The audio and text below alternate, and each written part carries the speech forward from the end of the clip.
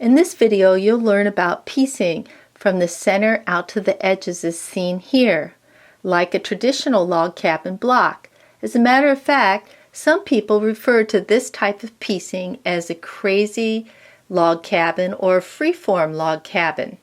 You can end up with different designs depending on the shape used in the center. To follow along, gather some scraps and get ready to be creative. If you can sew a straight line, you'll have no problem piecing from the center out. First, you'll decide on a size for your block. I like to keep a visual reminder nearby. You'll also need to decide how many sides you want for your center piece. I'll start with a 4-sided shape. You could choose a shape with more or less than 4 sides, but in the beginning, I'd limit this to 3, 4, or 5 sides. Here's my pressed fabric for the center. Always make sure that you press your fabric before cutting. I'd like my center to be about this size, but it could be larger or smaller. In freeform quilting, there's no set pattern to follow. You get to make your own rules. I usually cut my center to allow for seam allowance and trimming. Here's my center with 4 sides. I only need 1 straight edge to start piecing, but you might save time if you want to cut all the sides at once. I'll use these strips to go around the center. They also must have at least 1 straight edge. So this side's straight, this one isn't. I don't have to worry about cutting. Also, the width of the strip does not have to be consistent as long as there's 1 straight edge. For this project, I'll probably be using strips about maybe 1 inch to 3 inches wide. One of the things I like about freeform piecing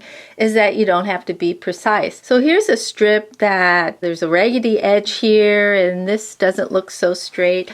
I don't have to measure or anything as long as I have a straight edge. If I don't have a rotary cutter, I can just take a ruler and draw a straight line and then cut with my scissors. But since I have this, just follow along. And now I have 1 straight edge on this strip, so I could use this for my piecing. The length of your strips will vary. The strips closest to the center will be shorter than the strips further away. If your strips are as long as the longest side, plus I'd like to add 1 or 2 inches on either side to account for any angles, then they should be okay. For this piecing method, I usually do not lay the block out ahead of time. I just start piecing. I think I'll start with this smaller piece here. I like those two together. There's a straight edge on this piece, plus there's a little extra on each end. I like that because I want to put this on an angle. I've got right sides together and I can pin it if I want to make it stay in that spot, but I usually don't use pins. But let me take this over to the sewing machine. I'm using red thread, but a neutral color works best. I'll be sewing with a regular stitch length. There's no set seam allowance when you crazy or freeform piece. The edge of my pressure foot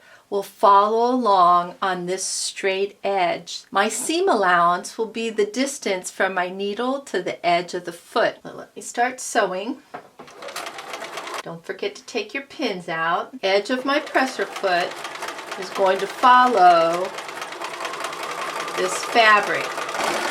Here's my completed piece. Before I take it over to be pressed, I want to trim away this excess. I'll just use my scissors to trim this off, but you can use your rotary cutter if you prefer that. I like to press my seams away from the center. My next piece gets added to one of the other sides, whatever way you think looks best. I think I'd like this piece here. I've got a little extra on the end. I've got a little extra here. I want it at an angle. Instead of flipping this like I did last time and then taking it over to the sewing machine, I like to cut that angle first. So let me get this set up. If I cut that angle like this, I'm not allowing for the seam allowance.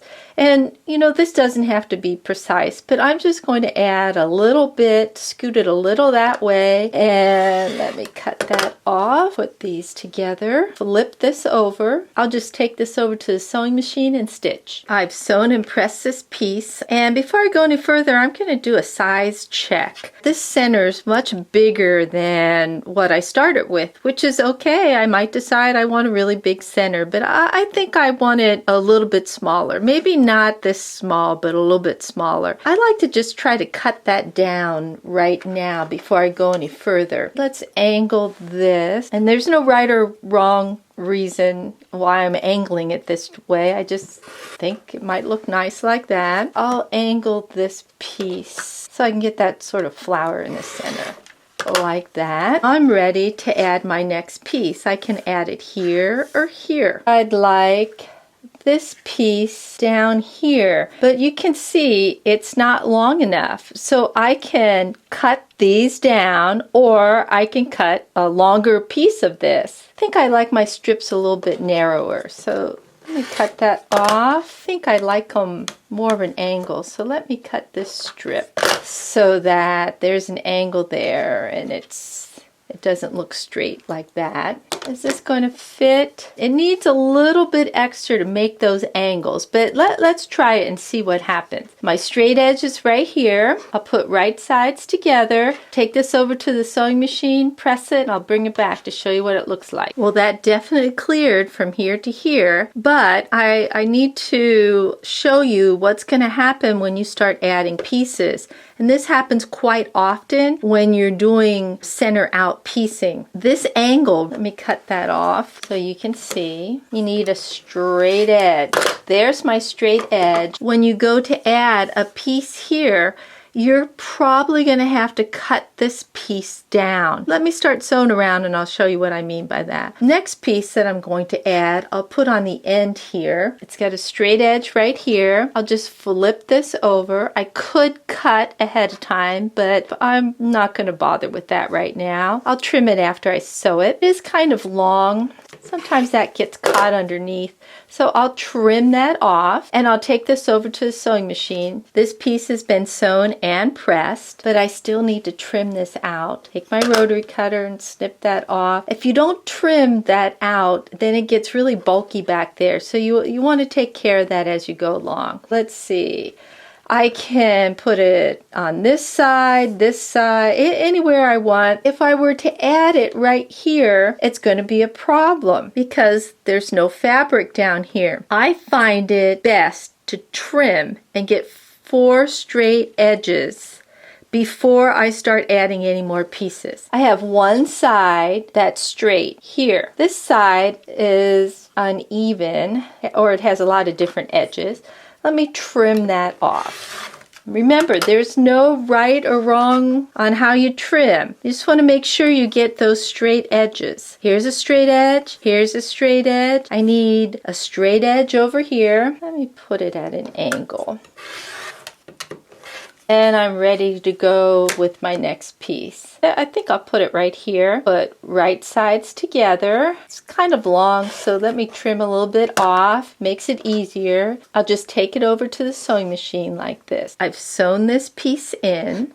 Let me show you on the back. I've pressed out. I continue pressing the seams to the outside away from the center. I'm ready to add my next piece. I've got this smaller piece and I'm afraid I won't get it in there unless I put it in right now. So this piece will definitely fit on the end here. So let me put right sides together. I'll take this over to be sewn. I've sewn this side on and I'm ready for my next piece. Before I do that, I want to check over here. Looks like I'm getting to the point where I've got a lot of my rectangle covered. This is my next strip. Put right sides together and I'll take this over. I'll keep adding strips like this until my piece gets big enough to cover my rectangle. I see that this piece is big enough, but I can't see where I want to cut. And this is where this frame comes in handy. To move it around and check and see what's going to happen if I put it at different angles. I think I like this best. To cut, I'll put this over the spot and then trim. Here's my completed block. For more videos on crazy or freeform quilting and to find out what you can make with all these scraps, visit learnhowtoquilt.com. Click on Beginner Basics and then click Crazy Quilting. Thanks for watching. Please share this video with your friends.